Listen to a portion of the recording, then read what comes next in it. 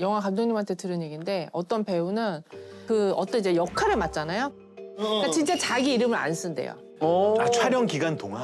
그래서 만약에 장성규 씨 하면은 못 들은 척하고 개똥아 이래야지 네 하고 대답하는 그렇게 철저하게 자기 암시하면서 그분한테 어떤 또라이 같은 괴짜 역할을 맡겼더니 이제 촬영장에서 막 책가방 뒤집어 쓰고 진짜로? 다니고 진짜 약간 너무 심하게 몰입을 해서 홍진경 씨가 말씀하신 그 배우가 누구예요? 이 씨예요. 이 씨? 응. 실제 배우예요. 이성민 배우, 이정재 씨. 오징어 게임. 이병헌, 이순재 선생님. 우리 때 왜 그런 거 있었잖아요. 평범한 집이었는데 아버지가 하루아침에 직장을 잃고 쫄딱 망해가지고 온 가족이 뭐 단칸방에 사는 경우. 근데 이 배우도 그 당시에 살 집은커녕 뭐 방 한 칸 구할 돈도 없어서 6식구가 다 그냥 차에서 지냈대요. 결국 이 배우는 고등학교도 못 마치고 공장에 다니면서 돈을 벌어야 했는데 그런 상황에서도 계속 자기 암시를 했대요. 난 잘 나가는 배우가 될 거야. 난 최고의 배우가 될 거야.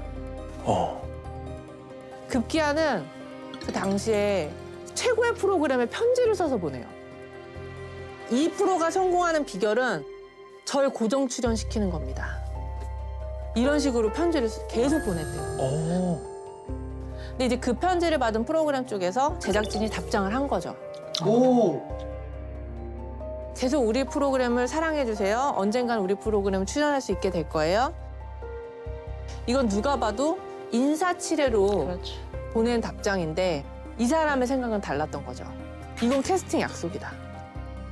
그런 인사치레 답장을 캐스팅 약속으로 믿어버린 이 배우가 너무 안쓰럽기도 한데 쥐뿔도 없고 가진 거는 그렇지만 곧 이 프로그램에서 날 부를 거라고 믿으면서 거울을 끼고 살았대요. 거울아 거울아 이 세상에서 누가 제일 연기를 잘하니. 계속 이런 식으로 주문을 걸고 질문을 하고 자기 암시를 했다고 합니다. 이분은 무명 생활이 진짜로 지독했습니다. 그냥 오디션을 보는 족족 떨어지고 여기저기 뭐 얹혀 살다가 나중에는 친구 집도 아닌 친구 집에 옷장에서 1년을 살았대요. 누울 곳이 없으니까 옷장에서 잠만 잔 거죠. 네, 실제로 있었던 일이에요. 이제 이 정도면 그냥 멘탈 무너질 만도 한데 이 사람은 종이 하나를 딱 꺼내서 거기다 뭘 막 썼대요. 그리고 그거를 항상 지갑에 넣고 다녔다고 합니다. 그랬더니 그 다음부터 일이 잘 풀리더라는 거예요. 아, 약간 부적 같은 거였나? 자, 그러면 다들 너무 궁금해 하실 테니까 이분한테 직접 이야기 좀 들어볼까요?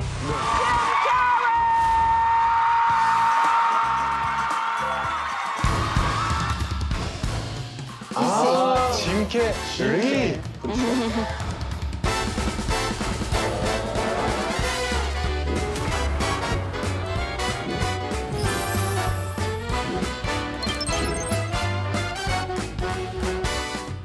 Yeah, I would visualize. I would This is when you were visualize, broke and poor. Right, having directors interested in me and people that I respected saying, I like your work or whatever that is, and I would visualize things coming to me that I wanted or whatever. Wing. So didn't you write yourself a check? I heard Yeah. that you did. Is that I true? wrote myself a check for $10 million for acting services rendered, and I dated it Thanksgiving 1995. And I put it in my wallet, and I kept it there, and it deteriorated and stuff. And but then, just before Thanksgiving 1995, I found out that I was going to make $10 million on, I think it was Dumb and Dumber, maybe. Dumb and Dumber, yeah. Yeah. 지독하게 안 풀릴 때도 매일 거울 앞에서 나는 배우야. 나는 아주 유명한 배우야. 라고 자기 주문을 계속 걸었대요. 그 주문의 결과가 어떻게 됐을까요? 함께 보시죠. Golden Globe winner, Jim Carrey. Thank you. I am two-time Golden Globe winner Jim Carrey. When I go to sleep at night, I'm not just a guy going to sleep. I'm two-time Golden Globe winner Jim Carrey going to get some well-needed shut-eye. And when I dream, I don't just dream any old dream. I dream about being 3-time Golden Globe winning actor Jim Carrey. Because then I would be enough. It would finally be true. And I could stop this terrible search. 오, 멋있네요. 멋있다. 여유가 넘치네요. 여유가 있네. 멋있다.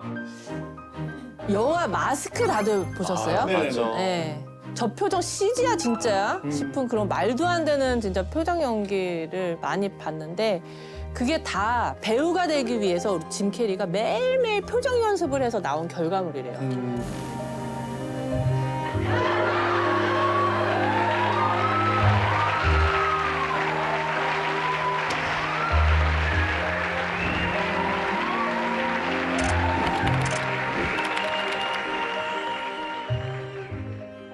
짐 캐리 인생 자체가 좀 메소드 연기다. 예. 그러네요, 진짜. 그런 생각이 듭니다. 그 유재석 씨가 그런 얘기 한 적이 있어요. 착한 척을 하고 살았더니 실제로 착해지더라. 그러니까 내가 어떤 사람인 것으로 믿고 그렇게 행동을 했더니 결국 그런 사람이 되더라. 그래서 예를 들어서 나는 정말 한다면 하는 사람이야 라고 이렇게 믿으면 그렇게 믿기 때문에 노력을 할 거 아니에요. 그러면 실제로 성공할 확률이 생기고 그런 상황이 이제 반복되면 정말 나는 한다면 하는 사람이구나 라고 다시금 내가 그걸 확인받게 되는 과정. 이런 것들이 있는 거죠. 아까 이 얘기 시작할 때 들려준 영화 감독님 사연 기억하세요? 네네. 맨 온 더 문이라는 작품을 찍을 때 실제 있었던 일인데요. 촬영하면서 넉 달 동안 자신이 그 캐릭터라고 믿고 살다가 다시 원래 자기 자신으로 돌아오는데 한 달이나 걸렸대요. 근데 그때 짐 캐리는 누구지? 나는 존재하는 사람이긴 할까? 약간 이런 고민에 빠지게 돼서 그때 우울증 약이랑 술에 의존하면서 중독 증세까지 갔던 거예요. 그러니까 뭔가 메소드 연기나 이런 자기 암시나 주문 이런 것들이 정말 잘못하면 안 좋은 방향으로 짐 캐리가 이렇게 우울에 빠진 것처럼. 그러니까 이 골든글로브와 우울증 한 끗 차이인 거죠. 정말 한 끗 차이. Quiet as they sleep, as she walks towards the shore. 자기 암시에 빠진 짐 캐리도 우울증을 벗어나려고 엄청나게 노력을 합니다. 다시 행복할 수 있다고 스스로에게 주문을 걸면서 그림을 그리기 시작해요. 아이러니하죠? 따지고 보면 자기가 건 주문 때문에 우울증에 빠졌다가 다시 그 주문으로 우울증을 극복한 거예요.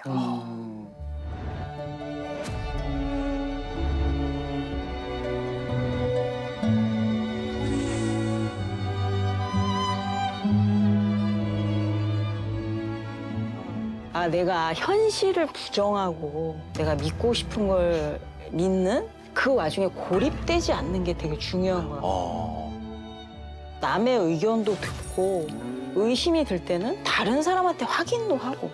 SNS와 아주 관계가 깊은 사람입니다. 바로 오늘의 주인공 이분입니다.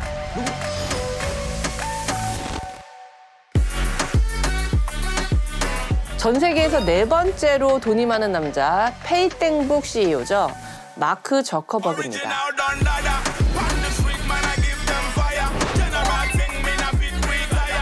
It is really good to be in person with all of you. It has been quite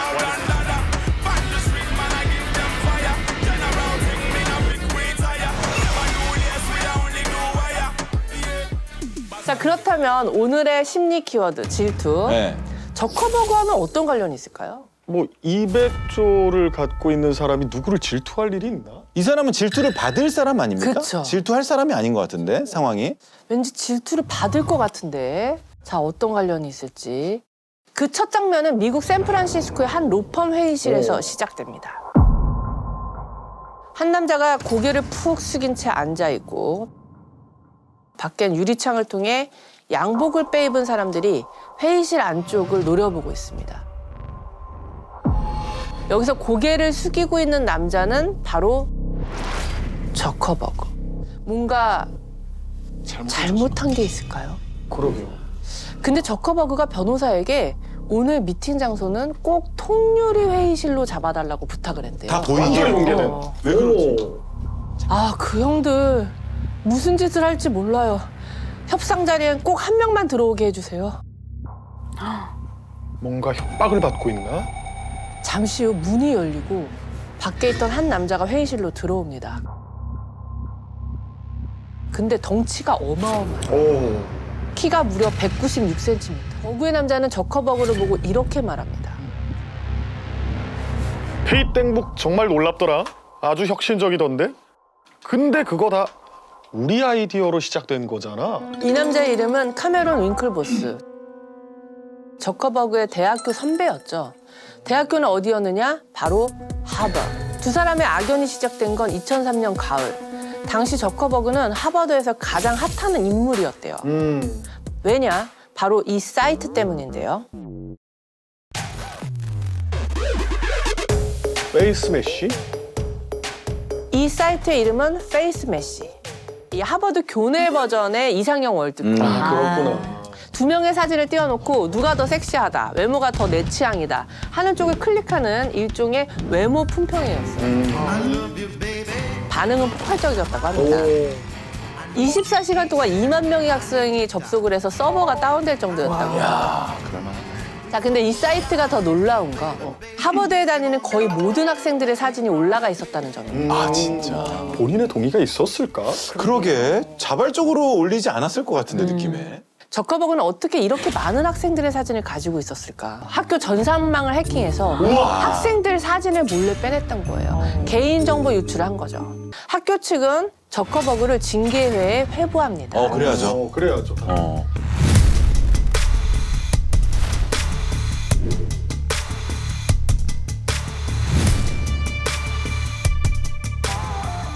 저커버그의 평판은 하루아침에 땅바닥으로 뚝 떨어집니다.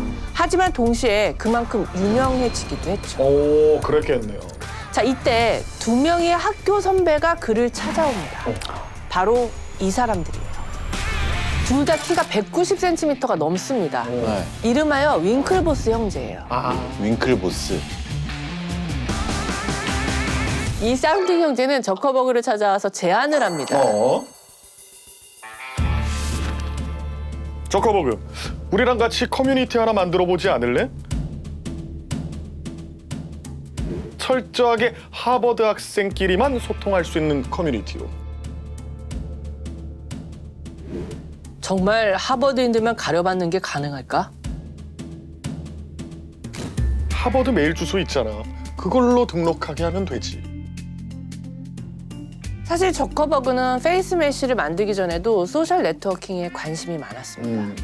그래서 쌍둥이 형제의 제안을 수락했죠. 커뮤니티 개발에 대해 열심히 아이디어를 주고받습니다.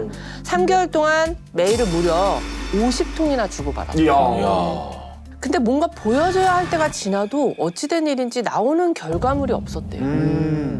답답한 마음에 직접 찾아가 보기도 했지만 왠지 저커버그가 우리 피하는 것 같지 않아?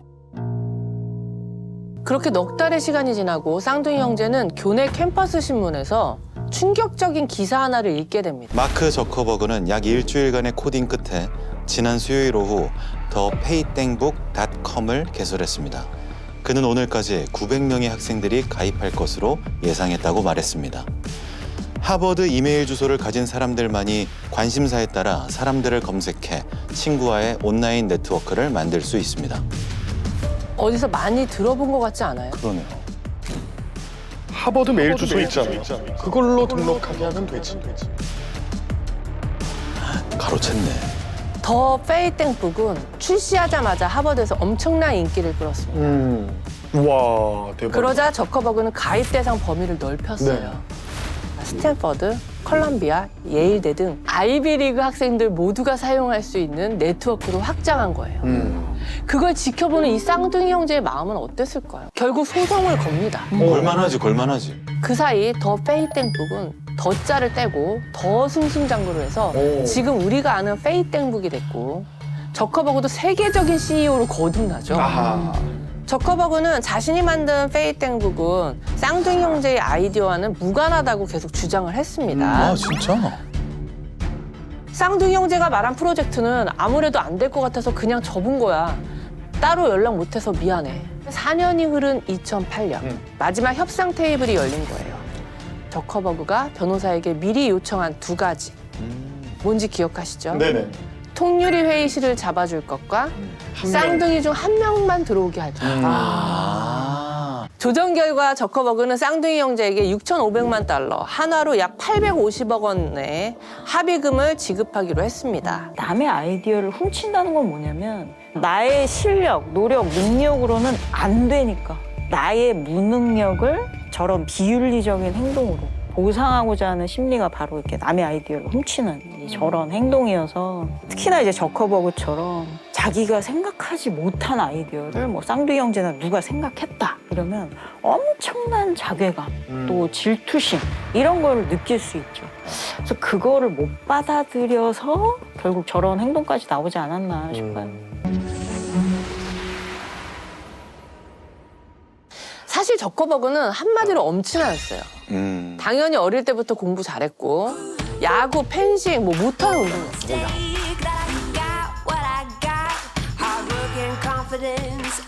근데 마크 저커버그가 집안도 좋아요. 치과 의사 아버지, 정신과 의사 어머니 사이에서 태어났는데 일찍부터 저커버그에게 컴퓨터 개인 과외 선생님을 붙여줬다는 거예요. 그 당시에. 그랬더니 겨우 12살에 저커버그가 아버지에게 엄청난 선물을 합니다. One of the first things he did build for us was an interoperatory communication system called ZuckNet, which allowed the different operatories and the front desk to communicate through the office, which for its time in 회사 메신저 1996, 같은 and 거구나. considering Mark was 12 그렇죠. at the time, was 12살에? a pretty dramatic thing then. 당시 저커버그네 집 1층에 아버지 치과가 있었대요. 매일 이런 풍경이 펼쳐졌죠. 다음 2,000원 환자 들어갑니다. 2,000원 환자. 뭐 이런 거. 환자가 도착하면 매번 접수 직원이 맨날 소리를 고래고래 질렀던 거예요. 맞아. 그걸 유심히 본 저커버그가 데스크에서 접수를 받으면 진료실 모니터에 환자 이름이 뜨는 인트라넷을 만든 거죠. 대박이다. 겨우 12살에. 대단하다. 저커버그는 쭉 계속 실패 없이 잘 나갑니다. 오. 결국 하버드에 진학했죠. Reporting that there is an email from Harvard. Is that correct? Yeah. Yay. What? I got accepted. Are you serious? All right! Yes! Great! 야, 근데 이런 사람이 질투심을 갖는다는 게 저는 아직까지 좀 이해가 안 되네요. 그러게. 네. 이런 최고의 천재 수재가. 자기가 최고인데. 질투심이 더 많이 생길 것 같은데. 아, 오히려. 자기가 중요하게 생각하는 영역에서 뭔가 위협을 받으면 그 질투나 열등감을 참을 수 없다 이렇게 말씀을 드렸는데 네. 그 영역 중에 하나가 우월성이라는 게 있어요. 그러니까 항상 내가 남보다 우월해야 자존감이 유지되는 사람들이 있거든요. 지금 뭐 하버드를 나오고 어린 시절부터 저렇게 천재 소리를 들었으면 그러면 계속 저커버그는 아마 항상 남보다 위에 있어야 되고 항상 천재 소리를 안 들으면 견딜 수가 없는 사람이었을 가능성이 높아요. 경쟁에서 나보다 앞선 사람은 못 참는 거죠. 저커버그 앞에 엄청나게 강력한 라이벌이 등장합니다. 바로 SNS계의 지각 변동을 일으킨 인별그램. 출시 18개월 만에 사용자 3천만 명을 확보하며 모바일 앱으로는 전례 없는 기록을 세웁니다.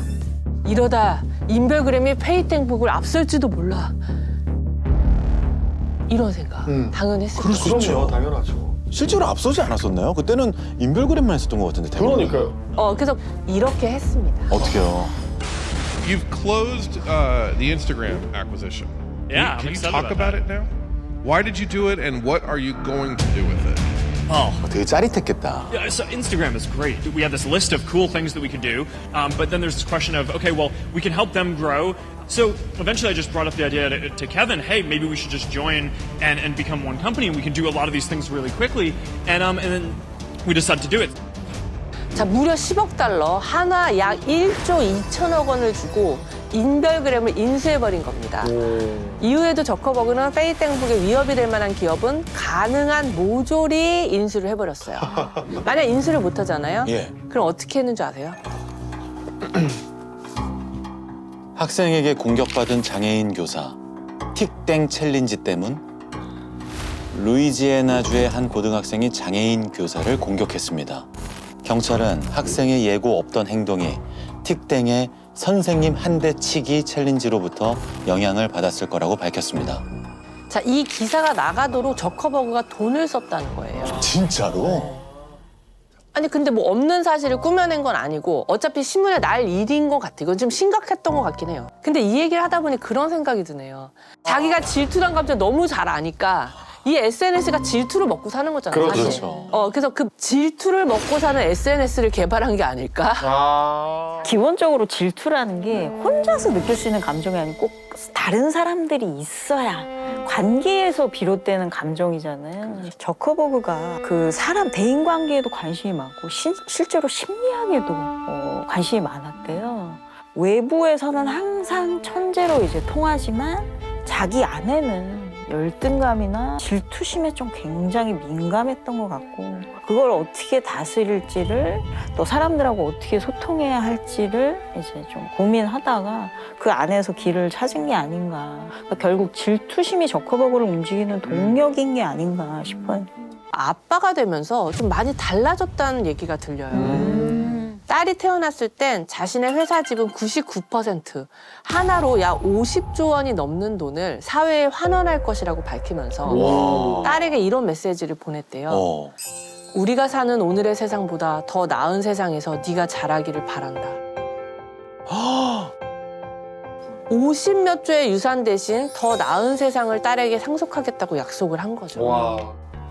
여기 머리 좀 다듬어 주세요. 근데 머리를 다듬으려던 미용사가 깜짝 놀랍니다. 왜요? 머리카락이 일단 너무 뻣뻣하고 거칠고 가발은 가발인데 놀란 이유는 가발이라서가 아니에요. 그럼요. 그 남자는 늘 이렇게 가발을 쓰고 나타났거든요. 어쩔 땐 은발 가발, 어쩔 땐 금발 가발. 색깔도 스타일도 다양한 가발을 쓰고 다녔는데 어쩐 일인지 오늘은 그 가발이 꼼짝을 안 합니다. 절대로 벗겨지질 않는 거죠. 저 가발을 쓰시는 건 좋은데 머리에 이렇게 본드 치료하시는 건 곤란해요. 1억 9,500만 달러에 낙찰됐죠. 우리나라 돈으로 2,700억. 전 세계 역사상 두 번째로 비싼 그림을 그린 주인공입니다. 바로 팝아트의 황제 앤디 워홀입니다.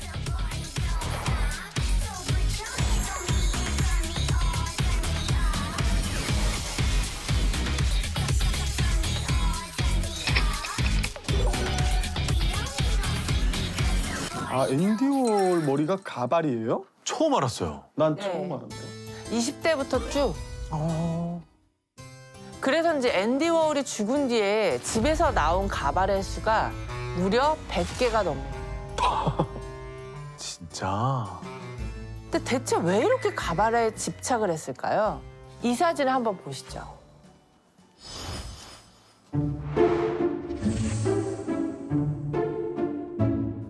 앤디 워홀이에요? 왼쪽이 앤디 워홀의 여권 사진이고 여권 사진 원본입니다. 오른쪽이 än디 워홀이 직접 덧칠해서 만든 사진이에요. 코는 왜 저렇게 칠했어요, 근데? 앤디 워홀은 평소에도 울긋불긋한 얼굴을 감추려고 화장도 늘 두껍게 하고 큰 선글라스나 두꺼운 뿔테 안경으로 얼굴을 최대한 가리고 다녔어요. 또한 깡마른 다리를 감추려고 항상 긴 바지나 긴 양말을 신고 진짜? 사진 찍을 땐 웬만하면 다리가 드러나지 않는 포즈를 취했던 걸로 유명합니다. 앤디 워홀은 자기 외모만 감춘 게 아니었어요. 또 뭘 감췄어요? 사생활이 드러나는 걸 진짜 싫어해서 인터뷰를 하면 늘 단답형으로 말을 해요. 그랬구나. 웬만하면 예스 아니면 노. 기자들이 진짜 얼마나 싫어해요. 기자들 진짜 싫어했겠다. 그래서 하루는 한 기자가 이렇게 물어봅니다. 앤디 워홀, 당신 작품들을 보면 당신의 진짜 모습을 보여주는 게 없어요. 보여주기 싫은 거죠? 저에 대해 보여줄 게 없거든요. 저를 알고 싶으면 제 작품의 표면만 보세요. 그 뒤편엔 아무것도 없습니다.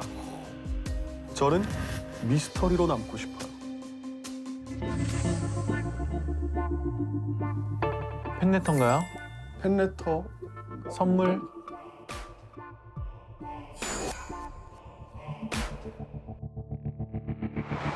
저기 향수도 있고, 가발, 술병, 가발, 와인, 애기도 있고요. 뭐 책, 잡지. 앤디 워홀이 살던 집이요. 주방, 욕실 빼고 모든 방이 물건을 담은 상자들로 꽉꽉 찼었대요. 피자 꽁다리나 죽은 곤충, 심지어는 발톱도 있고요. 남의 웨딩 케이크나 콘크리트 덩어리, 제때 못 낸 고지서도 있었대요. 이런 걸 포함해서 각종 물건을 담은 상자가 놀라지 마세요. 600개가 넘어요. 저장 강박? 증상이 거의 확실한 거예요. 저장 강박이 있군요. 사실 강박 자체가 불안과 밀접한 관련이 있어요. 그래서 내가 어떤 물건을 버렸는데 나중에 혹시라도 그 물건이 필요한 상황이 왔을 때 그때 자기가 너무 두려울 것 같으니까 이걸 못 버리는 거예요. 아하. 그래서 이게 계속 저장해 놓는 이 강박 증상으로 이렇게 나타나는 거거든요. 그래서 이렇게 물건을 버리지 않고 쌓아두면 덜 불안한 거죠, 자기가. 그 물건들을 보면서. 결국은 자기가 갖고 있는 불안을 끊임없이 회피하는 방식이라고도 할 수 있어요. 근데 앤디 워홀에게 극적인 변화가 시작이 됩니다.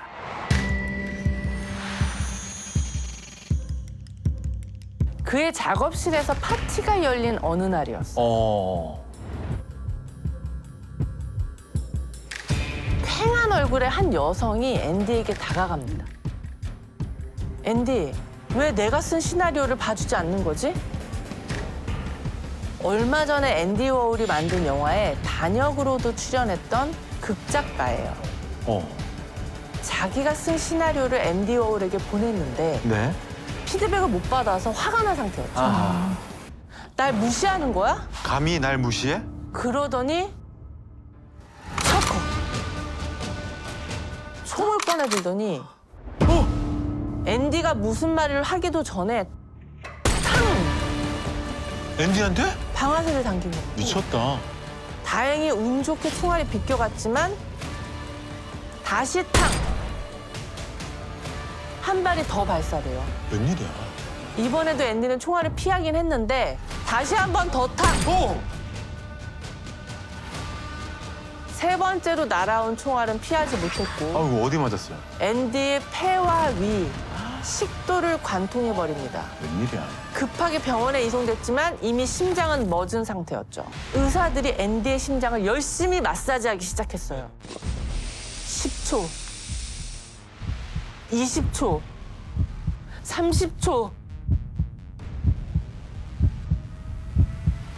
1분. 그렇게 얼마의 시간이 지났을까요? 깨어났어요? 쿵, 쿵. 다행이다. 멈췄던 앤디의 심장이 다시 뛰기 시작했어요. 기적적으로 살아난 거예요. 근데 몸이 다 망가졌잖아. 그러니까. 지워지지 않는 수술 흉터가 배에 크게 남았고 평생 의료용 코르셋을 입어야 했어요. 그렇게 감추고 싶어 했던 깡마른 다리는 더 말라버렸죠. 아이고. 이때 앤디 워홀이 느낀 공포와 불안이 진짜 어마어마했다고 하거든요. 그런데 얼마 뒤 앤디 워홀이 이런 사진을 찍습니다. 어떤? 드러내셨네. 저게 그 아까 수술 자국이에요? 아우, 진짜 수술 진짜 크게 하셨구나. 그렇게나 외모 컴플렉스에 시달리던 그가 자기 몸에 난 총상 자국과 평생 입어야 하는 의료용 코르셋을 만천하에 드러낸 거죠. 이런 작품도 발표합니다. 이 작품 알아요. 이름하여 공포의 가발을 쓴 자화상.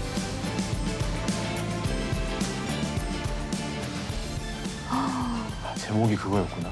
30년 가까이 가발을 써왔지만 이전엔 한 번도 앤디 워홀 스스로 그걸 밝힌 적이 없거든요. 근데 처음으로 공포의 가발이라고 이름 붙인 작품을 낸 거죠.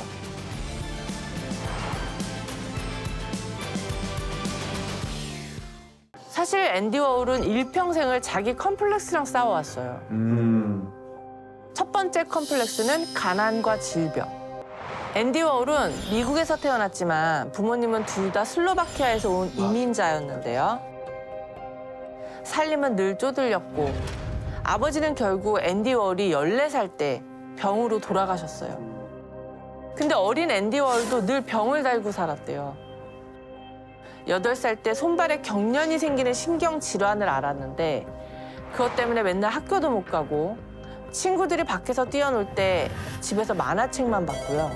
심심하면 잡지 사진이나 오려서 벽에 붙이고 텔레비전만 끼고 살았어요. 그러면서 허구한 날 이런 생각을 했다고 합니다. 나는 반드시 이 동네를 벗어날 거야. 그리고 실천에 옮겨요. 대학을 졸업하자마자 뉴욕으로 떠난 앤디 워홀은 이름까지 바꿔버립니다.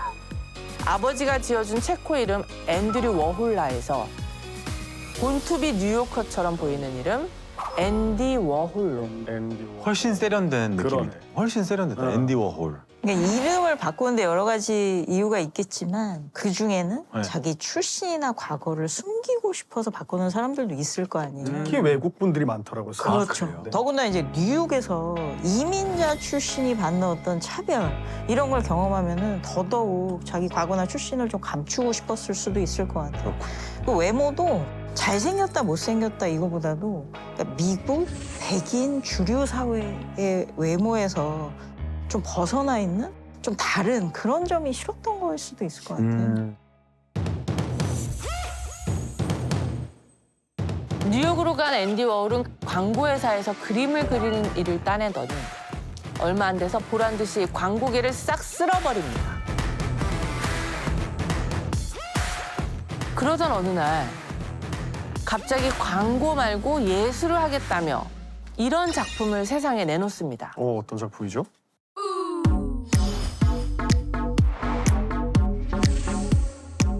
광고 말고 예술을 하겠다 그랬는데 이거 통조림 광고 아니에요? 되게 유명한 작품이에요, 이거. 엄청 유명해요.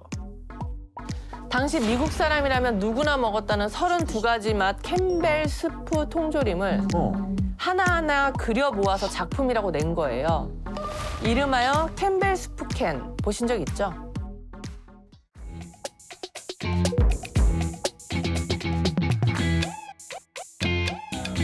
당연히 평단의 반응은 엇갈렸어요. 아, 저게 무슨 작품이야. 성의도 없고. 개성도 없네. 아니 순수 예술한다더니 광고하던 벌은 못 버렸네. 그렇게 오해했을 수 있을 것 같아요, 그죠? 이런 반응이 있는가 하면 네. 또 한편에선 헉, 새롭다, 파격적이야. 이런 반응이 나오고 있었어요. 그런 상황에서 앤디 워홀은 더 파격적인 선택을 합니다. 뭐죠? 인쇄할 때나 사용하는 실크 스크린 기법을 동원했다고 하거든요. 말 그대로 그 실크에다가 작품 하나의 예술을 놓고 이거를 판화처럼 계속 찍어내는 거예요. 계속.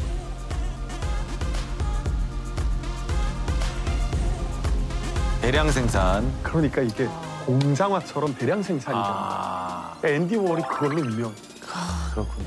그러니까 작품을 대량 생산한다고 하니 예. 그런 거 보는 눈들이 사실 곱지만은 않죠. 그랬겠다. 예. 역시 돈에 미친놈이네. 예. 예술을 벌이로만 생각하는 장사꾼.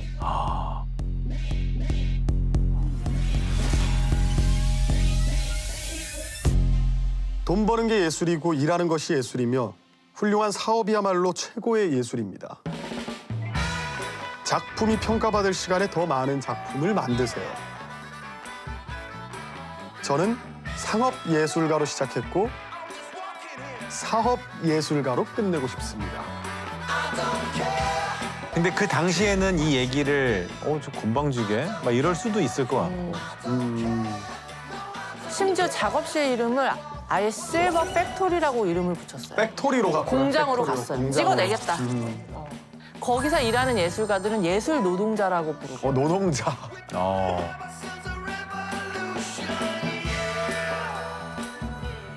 그래, 내 작품은 공장에서 찍어내는 거야. 많이 찍어서 싸게 팔게.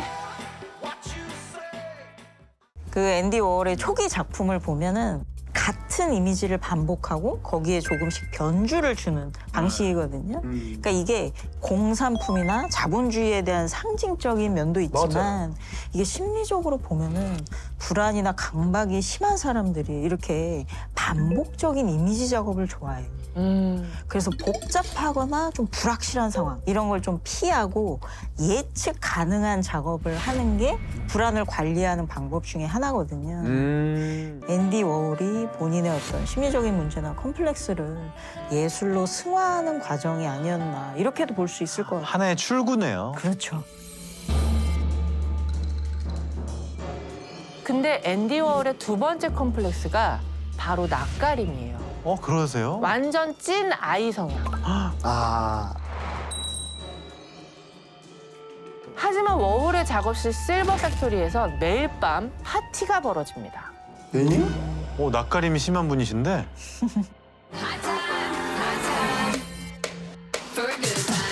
뉴욕의 예술가, 음악가, 배우, 그리고 패션 디자이너들이 맨날 실버 팩토리에 모였죠. 그럴 때면 워홀을 잘 아는 지인들은 구석에서 이렇게 수군댔다고 합니다. 아니, 저렇게 낯가림이 심한 녀석이 어떻게 맨날 파티를 열지? 사실 앤디 워홀은 이때도 여전히 사람 만나는 걸 너무너무 힘들어했대요. 야, 그 낯가림을 이겨내고자 하는 노력인가 보다. 그런가 보다. 그죠? 일부러 더 부딪히는 거지, 정면 돌파. 틈나는 대로 부지런히 셀럽들과 사진도 찍었어요. 사진만 찍은 게 아니라 녹음도 했대요. 그냥 같이 얘기하다 녹음 버튼을 꾹 누르는 거죠. 녹음을 왜 해요? 녹음 왜 하지? 그런 녹음 테이프가 10년 동안 무려 4,000개나 모였대요. 4,000개? 이런 식으로 불안이 높고 좀 강박 이런 게 심한 사람들한테 효과적인 치료법 중에 하나가 노출 반응 방지 치료라는 게 있거든요. 뭐예요, 그게 그게? 뭐냐면 그러니까 환자의 불안을 유발하는 상황에 노출을 일단 시킨 다음에 그 상황에서 강박적인 반응을 하지 않도록 훈련하는. 근데 앤디 워홀이 그런 걸 좀 해낸 사람이 아닌가. 와, 진짜 실버 팩토리를 통해서 네. 낯가림을 좀 이겨내고. 그러니까. 네. 아니, 근데 파티 여는 건 그렇다 치고 녹음은 왜 한 거예요, 녹음은?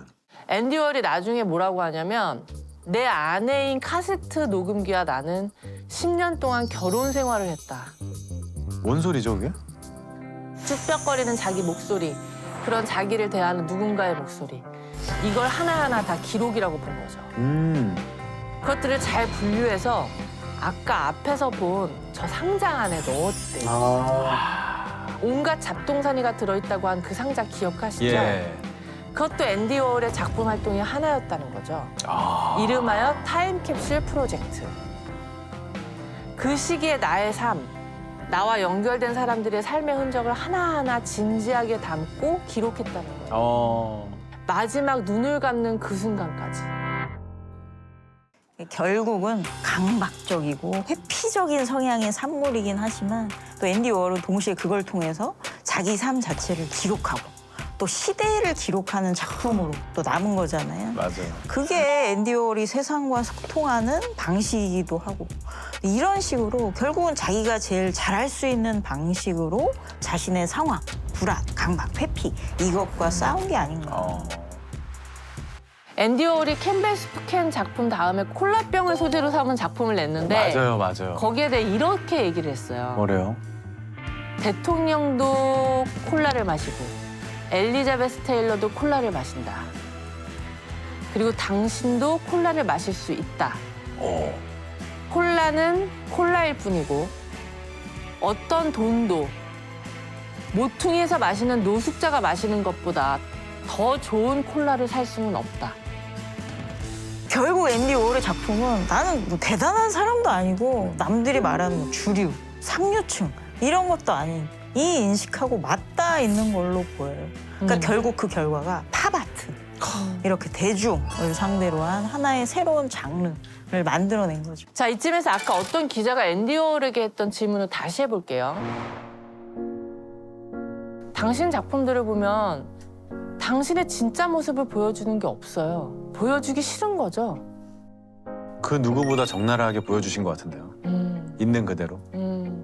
이렇게 보니까 앤디 워홀의 삶이 끊임없이 불안에 떨다가 또 그 불안에서 도망치려고 하는 스스로와의 싸움, 그 여정이었던 것 같아요. 그리고 그 작품이 다 그 과정, 맞아. 그리고 또 그 결과이기도 한 거죠.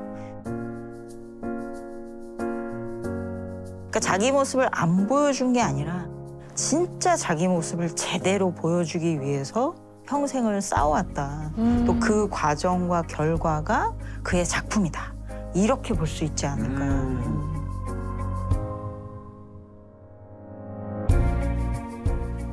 오늘 회피와 정면 돌파에 대해서 제가 언젠가 어디서 본 글이에요. 지금 우리가 살면서 약간 크고 작은 불안과 우울증들을 다 갖고 있잖아요. 근데 그게 회피한 결과라는 거예요. 그 회피한 것들이 썩지도 않고 그대로 남아있대요. 우리는 그걸 묻으면 사라질 줄 알고 회피하고 사는데 사라지지 않는다는 거죠. 항상 정면 돌파해서 해결하고 나아가는 사람만이 건강한 삶을 살 수 있다. 근데 누나의 말을 한 문장으로 요약하면 회피하지 말고 정면 돌파해야 해피해진다. 한국 프로야구 리그 최다 연승의 기록 보유자이기도 하고요. 대한민국 야구 감독 중 가장 많은 승리 2위를 기록한 야구의 신. 최근 한 예능 프로그램의 야구단 감독을 맡게 되셨는데 그 야구단의 주장, 캡틴이 바로 또 우리 박용택 위원님이시고요. 대박이죠. 자, 김성근 감독에겐 무수히 많은 별명들이 있지만 그 중에 하나가 바로 잠자리 눈깔이에요. 무슨 뜻이죠? 잠자리 눈. 여러분들 흔히 뒤통수에도 눈이 붙어 있다 그러잖아요. 그렇지, 잠자리 눈이 막 돌아가지. 360도로 돌아간다 그러잖아요. 예. 자, 만약에 조금이라도 선수들의 폼이나 기량이 떨어진다? 그러면 그날로 바로 아시죠? 당장 노란 박스 열다 쳐. 딱 이렇게. 나름대로 성대모사를 해보려고 한 건데. 비슷하다. 당장 노란 박스 열다 쳐. 보통 노란 박스라고 어떤 뭐 농산물 시장이나 이런 데서 좀 볼 수 있는 이런 볼박스를 좀 써요, 그거를. 네. 그거에 꽉 차면 한 250개 정도 되거든요. 야. 그럼 그걸 10박스면 2,500개죠. 네. 야, 그럼 2,500타를 치려면 얼마나 걸려요? 빠르게 막 몇 개를 계속 연속적으로 치고 또 치고 뭐 이런 것들이 있는데 한 7, 8시간? 에? 네, 7, 8시간 정도 될 거예요. 와, 장난 아니구나. 장난 아니다. 근데 그 정도 치면 손바닥이 남아나진 않을 것 같은데? 은퇴 4년 차인데 아직도 이런 굳은 살들이 이렇게 있어요. 그러니까 이게 이제 벗겨지고 뭐 이렇게 파이고 벗겨지고 굳은 살, 파이고 벗겨지고 굳은 살. 네네네네. 네. 자, 그렇다면 이 김성근 감독은 왜 이렇게 선수들을 힘들게 했던 걸까요? 그 이유가 있어요? 나와요? 저 아직도 모르겠던데. 박용택 위원이 20년이 넘도록 몰랐던 그 이유 네. 한 끗 차이에서 밝혀드리겠습니다. 이제 밝혀지는 거예요? 이리 보고 있구나. 이거 잠자려.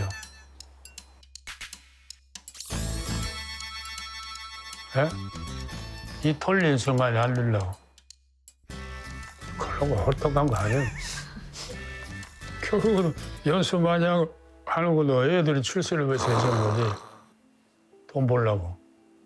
이게봤자 내가 그렇게 플러스 될 게 없다니까.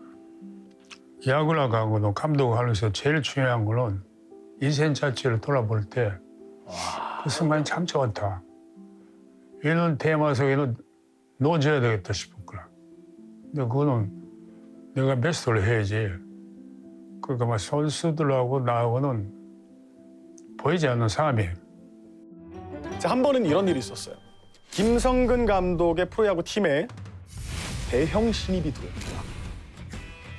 자, 계약금을 무려 3억이나 받은 기대주였습니다. 우와. 무려 3억이나. 공격에, 수비에, 주루, 심지어 외모까지. 자, 김성근 감독은 그 신입 선수가 굉장히 마음에 들었었나 봐요. 그래서 그 친구가 배트를 휘두를 때면 저 봐라, 아주 재미난 아이다. 아주 흐뭇해하며 감탄을 했다고 합니다. 대박. 그런데 모든 훈련 스케줄에 자기 이름이 다 빠져 있어요. 그러더니 결국에 시범 경기 엔트리에도 자기의 이름이 빠져 있었던 거죠. 뭔 일이야? 근데 한 가지 짚히는 게 있대. 뭐야? 시범 경기 전 연습 경기 때였어요. 예.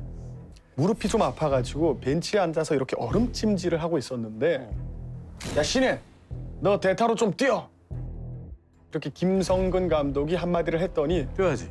자, 저요? 자, 이게 근데 사실 이신희 선수 입장에서는 무릎이 아프니까 쭈뼛대면서 눈치만 보고 있었는데, 부상이 있으니까. 대뜸 김성근 감독이 한마디 합니다. 됐다. 그리고 그날 이후로 모든 경기에서 이 선수는 배제가 됩니다. 근데 사실 무릎이 아픈데 선수 보호 차원에서 이거는 좀 나중에 쉬게 해줘야 되지 시범 경기 때나 않나? 가져야- 선수 보호 차원에서. 자, 그때 기분이 어떠세요?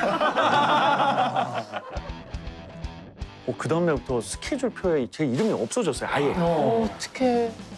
실제로 이제 그러고 나서 시범 경기를 한 경기도 못 뛰었고 개막을 하고도 아예 저는 안 불렀었고 그러다가 2승 7패로 이제 좀 많이 안 좋았어요. 그리고 이제 외국인 타자가 외야수 이제 저랑 포지션 같았는데 외국인 타자가 또 부상을 당했어요. 그러면서 제가 이제 기회를 이제 받아서 제가 이제 바로 이제 그 기회를 잡아가지고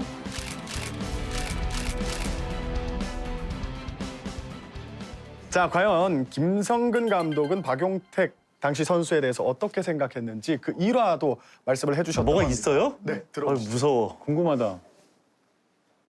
많이 시켰다는 사람이 많아. 박연택 훈련은 아무것도 아니고.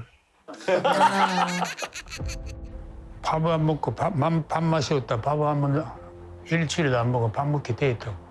콕콕 봐야지 이 괴로움이 이 고품이라고 안다고. 그걸로 나중에 뒤돌아볼 때 그렇지. 얘는 이렇지. 걔는 그 순간에 방법을 배운다고.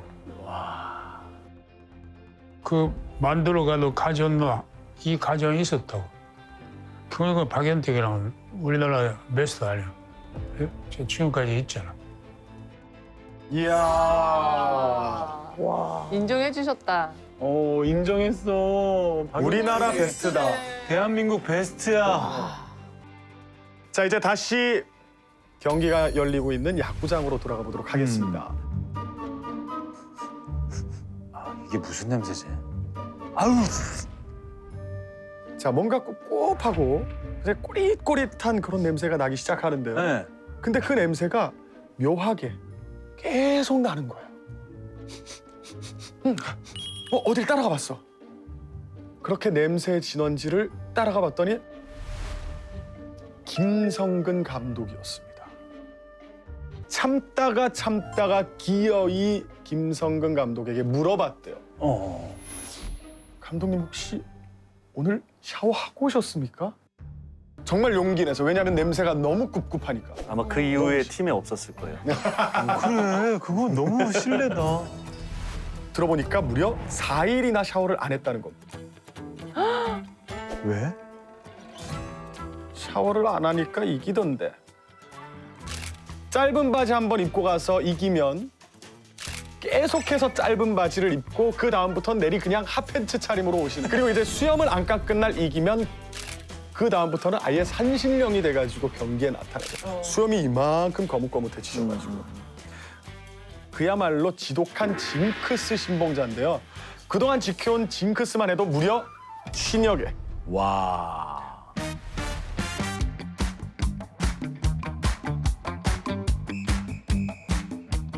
요새도 징크스 할 때 있긴 있었는데 며칠 전에 없어졌어. 시합 졌어. 지면 딱 없어지는구나. 지면 없어지는 거죠. 징크스가. 징크스라고 한 거는 이기고 싶은 걸. 이긴다는 거는 그렇게 간단한 거 아니에요. 맞아. 한 토막 이걸로 움직여 이걸로 아니고 이 승부구나. 이걸로 놓친 순간에 친 거예요. 아마 내일 우리 만약에 시합이 있다. 내일 시합 치고 앞으로 영원히 안 만나지. 재수 없구나 싶어. 안돼 내일 이겨야 되겠네요. 진짜. 아, 제작진. 뭐 어쨌든 야구지만 예능 프로잖아요. 계속 카메라를 다 치우세요. 네. 왜요? 이 카메라 치워라 저 카메라. 왜냐면 그거 있을 때 안 됐거든요. 뭔가 안 풀렸거든. 그럼 그걸 다 치워야 돼요 무조건. 아니 방송에 나가야 되는데 카메라를 치우라고 하시고. 아 그 피곤해서 어떻게 사세요? 저희도 항상 그게 의문이에요. 피곤해서 어떻게 사시지? 네. 이렇게 보면 승부, 뭐 오디션, 경연 이런 식으로 예측 불가능성이 좀 높은 이런 상황에 자주 처하는 사람들한테 이 징크스가 좀 많이 나타나거든요. 근데 뭐 내가 보라색 속옷을 입는다? 통제할 수 있는 영역이잖아요. 그러면 내가 불안이 조금 줄어드는 효과가 있어요. 그러니까 야구에서도 사실은 계속 이기는 것만 생각하니까 사실 일상의 모든 것들이 지금 다 징크스가 되는 거잖아요. 그러니까 야구로 얼마나 인정을 받고자 하시는지가 지금 잘 드러나는 그 간절함이 좀 잘 보이는 장면 같아요. 자, 그렇다면 김성근 감독님은 왜 그렇게까지 야구로 인정을 받고 싶어 했을까요? 그야말로 지독하게 야구를 해왔던 이유, 김성근 감독의 아주 오래전 과거에서 그 비밀을 파헤쳐 보도록 하겠습니다.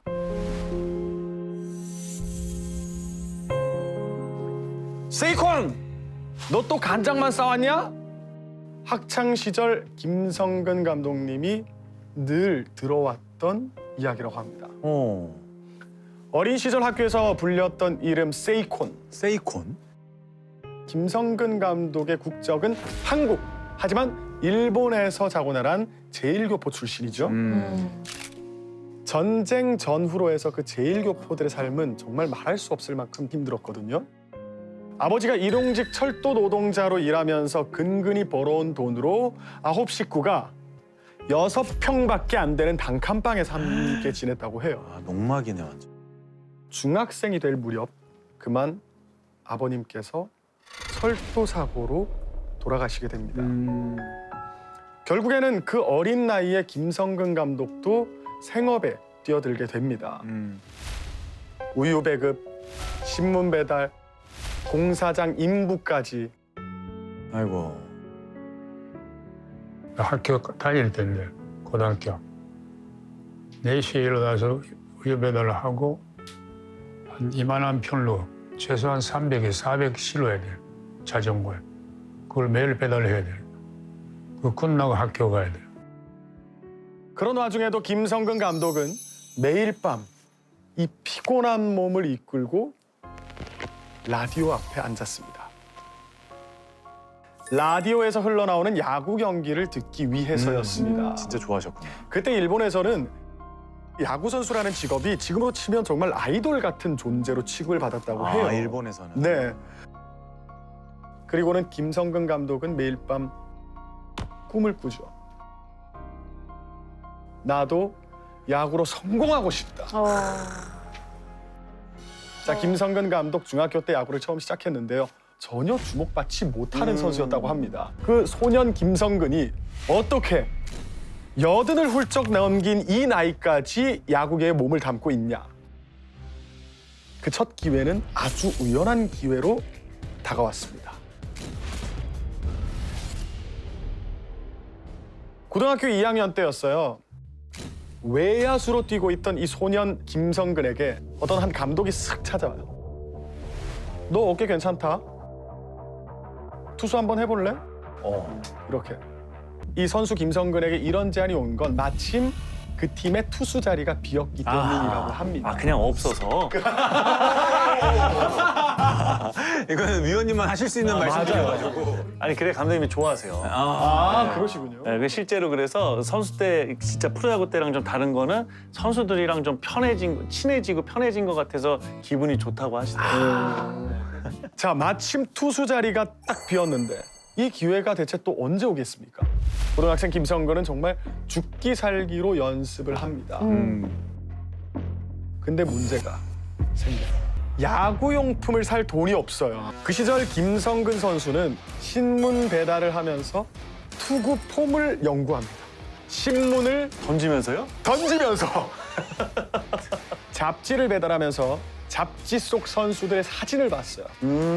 그 선수들의 폼을 연구하면서 강가에다가 돌멩이를 200개씩 던지기로 했대. 200개씩. 와. 근데 이 훈련이 정말 어찌나 지독했던지 그로부터 딱 1년 뒤인 1959년 8월 제1교포 고교야구단에 선발됩니다. 이야, 대단하시다. 그렇게 18살의 나이에 처음으로 대한민국 땅을 밟게 된 거예요. 아, 제일교포 고교야구. 그렇죠. 네네네. 선발로 나선 경기에도 관중들의 아주 힘찬 함성을 들었다고 합니다. 반쪽발이! 반쪽발이! 반쪽발이. 일본에서 왔다는 이유로 제1교포라는 이유로 조롱을 당했던 거죠. 자, 하지만 이 김성근 선수는 관중들의 야유와 비난에도 엄청난 활약을 펼친 끝에 8대 0으로 승리하게 됩니다. 와, 거의 콜드 게임이네. 김성근 감독은 당시 이렇게 생각합니다. 야구를 한국에서 해볼까? 자, 게다가 이제 당시 한국은 일본에 비해서 야구가 활성화되어 있지 않았어요. 더더욱 해볼만 하다고 생각을 했던 겁니다. 조금만 더 노력하면 한국에서 최고가 될 수 있겠구나. 그러네, 이해가 되네요. 그런데 또 하나의 문제에 직면하게 됩니다. 어떤 거예요? 가족들이 결사반대를 하는 거죠. 진짜? 왜? 자, 1964년도였는데요. 그 당시에는 아직 한국과 일본이 수교가 이루어지지 않았던 미수교 상태였던 겁니다. 한국에서 야구 선수로 뛰려면 일본에 있는 가족들과 이제 영영 못 볼 수도 있다라고 생각을 했던 거죠. 그렇죠. 가족이냐 야구냐. 야. 일생일대의 고민의 기록 끝에 네. 어머니, 저 한국 가겠습니다. 가족들 다 버리고 혼자 한국에 가서 살 자신이 있니? 대한민국 최고가 되겠습니다, 어머니. 한국에 가서 야구 국가대표가 꼭 될게요. 내가 끝내 간다 하니까 어머니께서 결단 내렸어. 얘는 한국에 있는, 이 집에 있는 아이 아니라고 보내주자. 그 결말이에요.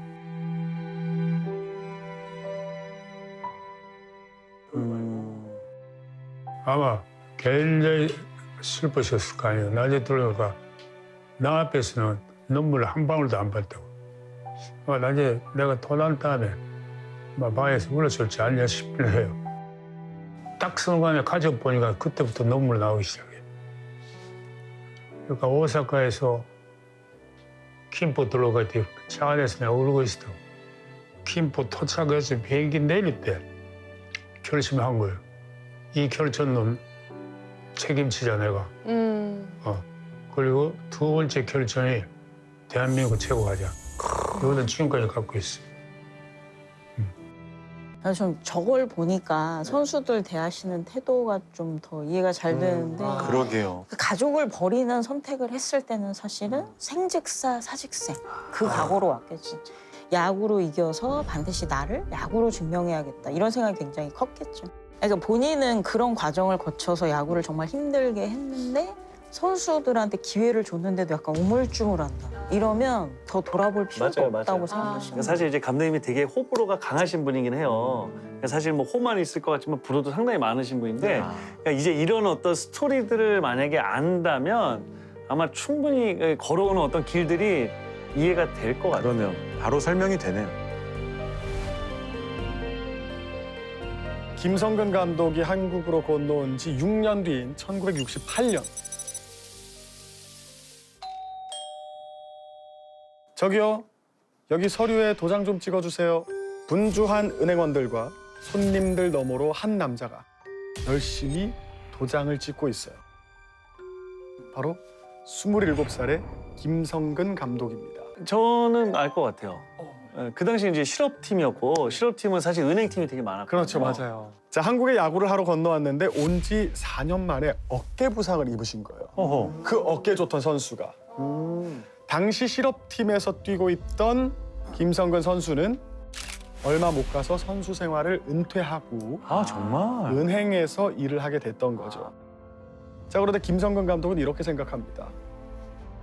이렇게 어렵게 한국에 왔는데 그냥 돌아갈 수는 없지. 그래서 김성근 감독이 선택한 길은 바로 퇴근 후에 계속 뛰고 있었어요. 그러던 어느 날 내 모교의 그 야구부 감독 자리가 비었는데 자네 혹시 감독 맡을 생각은 없나? 그렇게 지도자로서 첫 발을 내디디면서 오늘날 이 감독 김성근이 탄생하게 된 거죠. 야 전설의 시작이네요.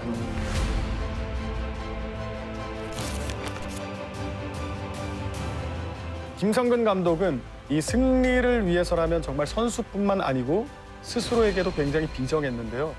그런 김성근 감독이 꼭 지켰던 3가지 철칙.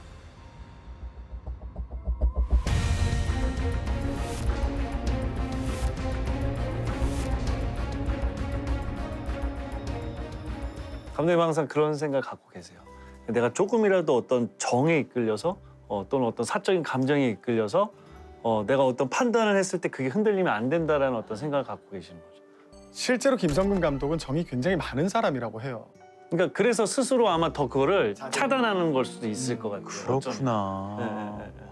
박 의원님께서도 네. 실제로 같이 식사하신 적 없어요?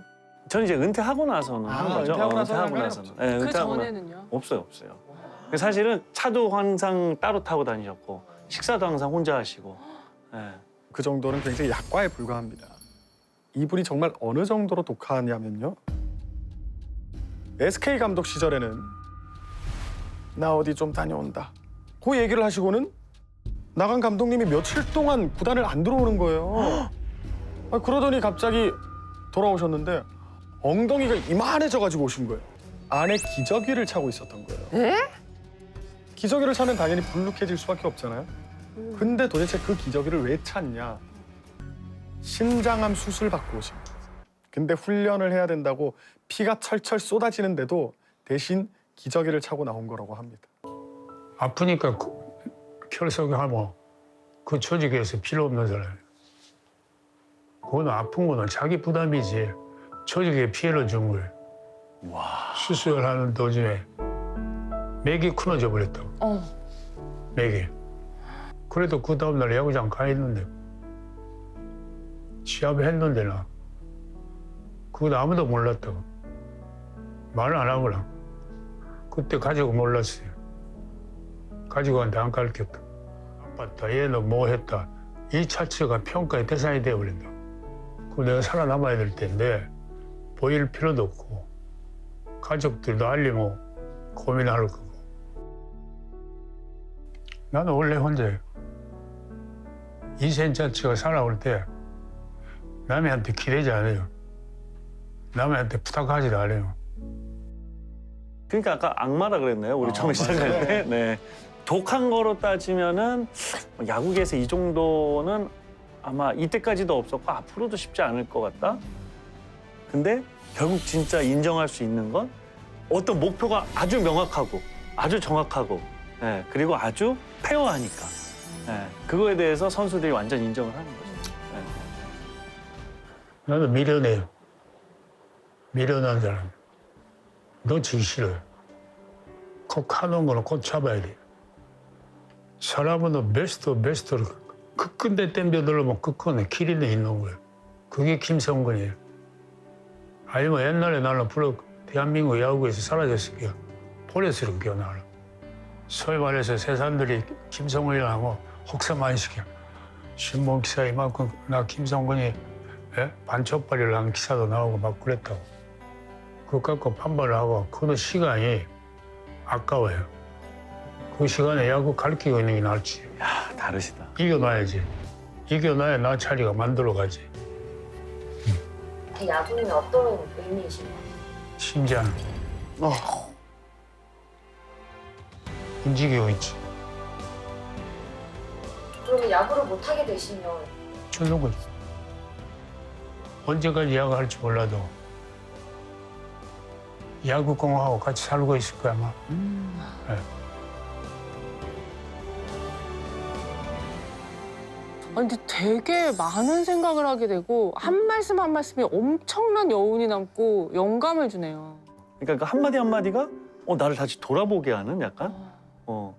아니 그 자기 철학과 생각이 확실하기 때문에 그 생각이 입 밖으로 나오는 걸 그대로. 예. 그의 이러한 집념과 노력이 인정 욕구에서 시작이 됐지만 인정욕구. 네, 강한 책임감 그리고 자기 통제로 또 이어지게 된 거죠. 스스로 증명해서 보여주겠다는 강한 생각이 있었을 텐데 아무런 연고도 인맥도 없는 한국에 왔으니까 나는 원래 혼자다라는 김 감독님 말처럼 오로지 노력 그리고 실력으로만 승부를 볼 수밖에 없었던 거죠.